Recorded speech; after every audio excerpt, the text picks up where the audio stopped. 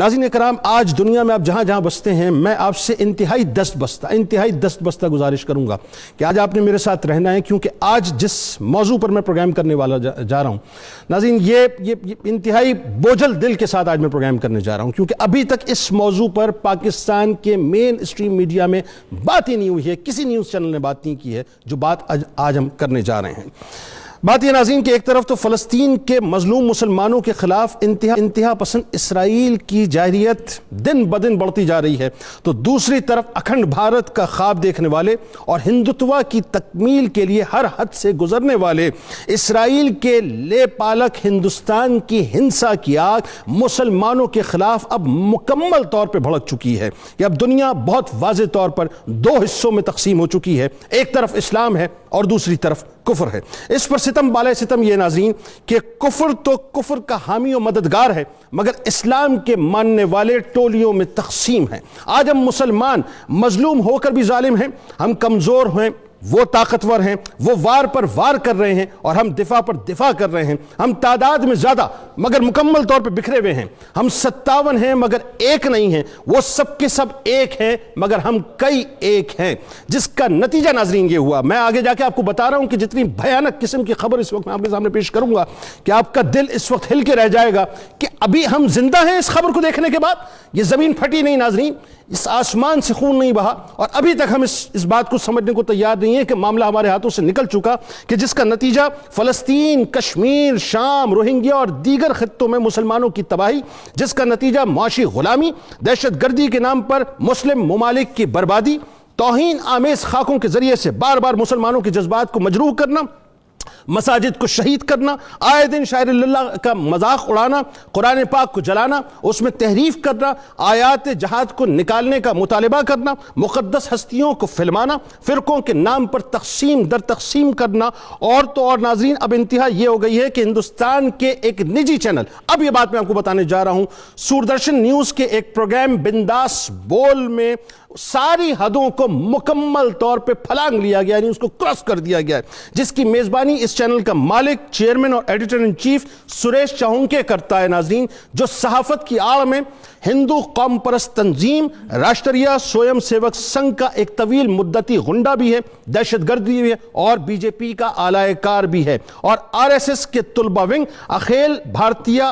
ودیارتی پریشد کے ساتھ وابستہ بھی رہا ہے، جس کا کام مسلمانوں کے خلاف صرف نفرت کی آگ کو اگلنا، جس کے چینل پر مسلمانوں کے خلاف توہین آمیز اور فرقہ وارانہ نشریات آئے دن جاری رہتی ہیں ناظرین۔ سریش چاہونکے نے اپنے 15 مئی کے شو میں، اب جو بات کہنے جا رہا ہوں ناظرین بہت دل کو سنبھال کے سنیے گا، کہ اپنے 15 مئی کے شو میں فلسطین کی موجودہ صورتحال اور ہندوستان اسرائیل کے تعلقات پہ بات کرتے ہوئے معاذ اللہ ثم معاذ اللہ ایک اینیمیٹڈ میزائل بومبنگ گنبد خضرا پر دکھائی، اور بار بار دکھائی اور پلان دکھائی ناظرین۔ گنبد خضرا یعنی روضہ رسول صلی اللہ علیہ وآلہ وسلم پر، روضہ رسول صلی اللہ علیہ وآلہ وسلم یعنی ہمارے ایمان پر ناظرین میزائل بسائے گئے۔ بات یہاں رکی نہیں، بلکہ شو کے 3 دن کے بعد اسی ضمن میں اسی دہشت گرد نے، اسی انتہا پسند ہندو نے 57 اسلامی ممالک کا مکمل طور پر تمسخر اڑایا۔ میں صرف سمجھنا یہ چاہتا ہوں ناظرین، بتانا یہ چاہتا ہوں کہ کیا اب بھی ہم مسلمانوں کو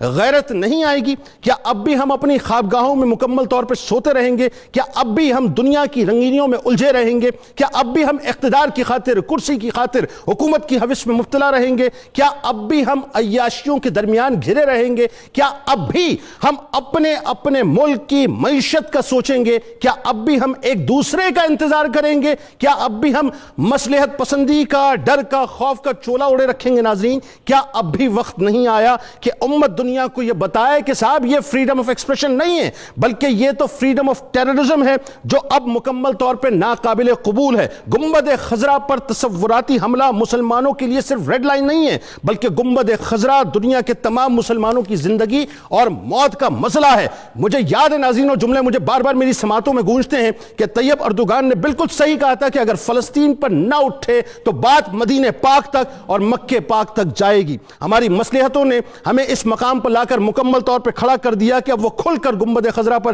میزائل داغنے کا سوچتے ہیں اور ہم تماشائی بنے بنے رہتے ہیں. مجھے کہنے دیجئے ناظرین کہ یہ کوئی ایسے نہیں ہو گیا کام صاحب, یہ ایک پراپر ایجنڈے کے تحت کام ہوا ہے. یہ مسلم دنیا کے خلاف ایک پلانڈ روڈ میپ ہے جس کی یہ ایک کڑی ہے کہ یہ عشق, حدت اور شدت کو اب بہت اونچے پیمانے پر چیک بھی کرنا چاہتے ہیں اور مسلمانوں کے جذبات کو مجروح بھی کرنا چاہتے ہیں. اور اسلاموفوبیا کی بدترین شکل ناظرین اگر دنیا میں اس وقت کہیں موجود ہے تو یقیناً وہ ہندوستان میں موجود ہے کہ 9/11 کے بعد پوری دنیا میں مسلمانوں کے خلاف نفرت کی آگ کو باقاعدہ بھڑکایا گیا, مسلمانوں کو تقسیم کیا گیا, مسلمانوں کے جذبات کو مجروح کیا گیا, اسلاموفوبیا کو پروان چڑھایا گیا. اور آج مسلمان مظلوم ہیں, وہ ظالم ہیں, ہم کمزور ہیں, وہ طاقتور ہیں, وہ وار پہ وار کر رہے ہیں, ہم مکمل طور پہ دفاع کر رہے ہیں. یاد رکھیے گا ناظرین کہ ہم تعداد میں بہت زیادہ ہیں لیکن مجبوری کیا ہے, بدقسمتی کیا ہے کہ ہم بکھرے ہوئے ہیں. ہم 57 ہیں مگر ایک نہیں ہیں. آج ایک بن کر یہ سوچنا ہوگا کہ یہ جو فریڈم آف ایکسپریشن کے نام کے اوپر فریڈم آف ٹیررزم کا مکمل طور پہ پرچار کیا جا رہا ہے,